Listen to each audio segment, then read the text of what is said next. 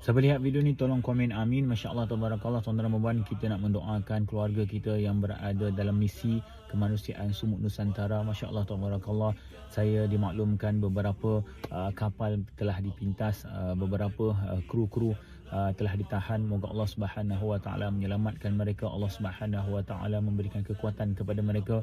Jangan berhenti daripada doa.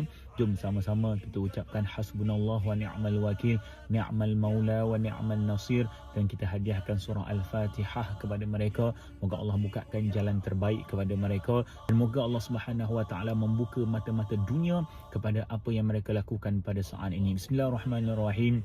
Alhamdulillah Rabbil Alamin, Ar-Rahmanir Rahim, Malik Yawmiddin, Iyyaka na'budu wa iyyaka nasta'in, Ihdinas siratal mustaqim, siratal ladzina an'amta 'alaihim, ghairil maghdubi 'alaihim waladdallin. Amin. Amin ya Rabbal Alamin. Tuan-tuan dan puan, join live saya sekarang. Saya akan bersama-sama dalam ribuan orang untuk membaca surah Al-Quran. Saya akan bersama-sama dalam ribuan orang yang akan membaca Al-Quranul Karim. Kita akan berdoa, kita akan bersolawat, kita akan mengadakan satu doa khusus untuk Sumut Nusantara pada pagi ini, insya-Allah.